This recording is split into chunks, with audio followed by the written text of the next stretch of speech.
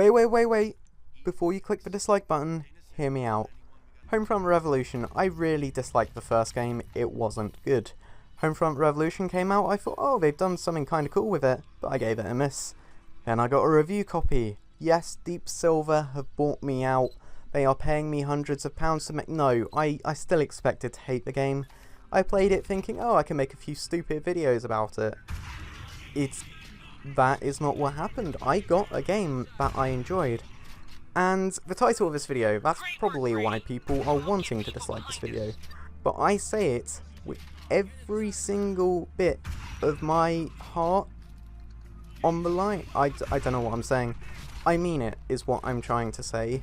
Because The Division, I paid full price for at release. It's one of the only games I've actually bought with my own money instead of asking for a press copy or getting it gifted or waiting until it goes on sale or getting it in a bundle.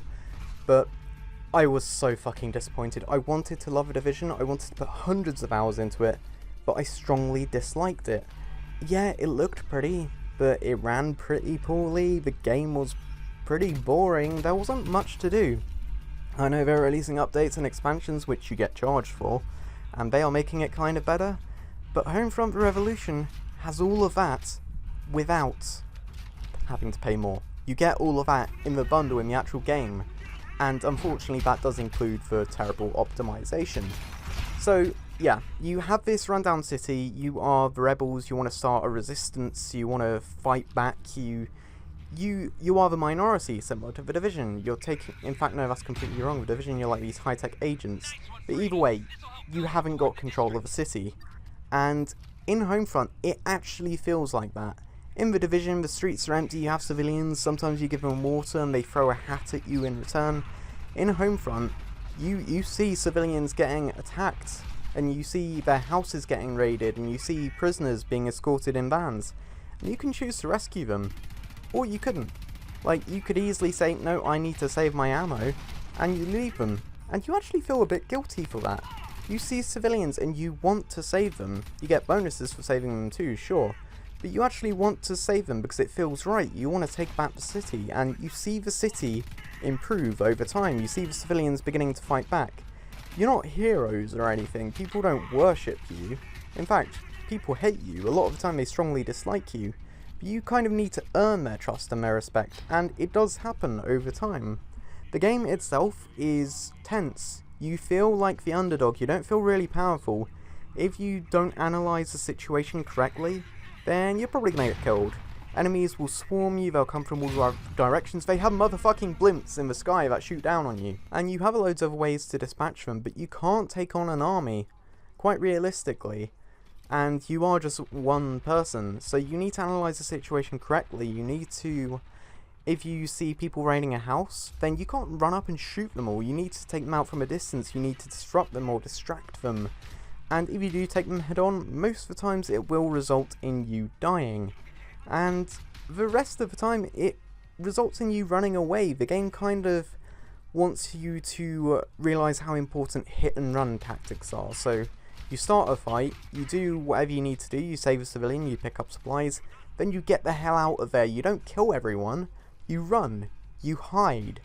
Like this one time, I'd saved a civilian and then loads of people were chasing me, and I was low on ammo, I didn't have the firepower to kill them. So I was running through an apartment complex, I was looking at my radar, so right, there are enemies coming through every entrance. So I'm in the small corridor, I'm really tense. I had my finger on the trigger, I was ready to shoot, and a civilian ran round the corner and I shot him, thinking he was a soldier. I was so scared, and I just shot, and I felt guilty for it. He was probably running from the soldiers too. Hell, if I analysed the situation correctly, he would have been a sign that soldier is coming right behind him. But I shot him, and yeah, I avenged his death and killed the soldier who alerted him, but I killed a civilian, and I felt bad for it. And I guess that's the crux of this video. Homefront Revolution makes you feel like you're in a revolution. It makes you feel like you should feel in The Division, except in The Division you don't. In The Division you're this agent, you go, you look for guns, you get better guns, you increase your stats, You see groups of enemies that are more like mobs and you take them out, and sometimes you get bosses who have more health and everything's a bullet sponge. I could rant about The Division for hours, but this video is about Homefront, and it's about why Homefront, in my opinion, is better than The Division. I'm aware it's not a perfect game, it's not Game of the Year, it's not fantastic, and it does run incredibly poorly. I had to do a lot of fixes and workarounds to finally get it running on my computer. And hell, recording it was a different story. But when I did get it working, it was incredibly fun and satisfying, and it's one of the best single player experiences I've gone through. It reminds me a lot of Far Cry and Dying Light, both of which I enjoyed very much. Everything feels smooth. It feels like a game I can get immersed in, and I have been immersed in it, and I've actually wanted to play it for purposes other than reviewing it. But I just wanted to do this video, and I'm probably going to do more Homefront Revolution videos, not like commentaries or anything, but just little highlights from my experience, because I really am enjoying it. But until then, this is me, Evans with a Z111. Let me know what you think of Homefront Revolution, and let me know how you think it compares to The Division, because I've got very strong views on both of them, and I'm sure other people will too. Until next time, this is me, Evans with a Z111, and this is me out. Peace. Also, for the record, I really fucking hate Dead Island.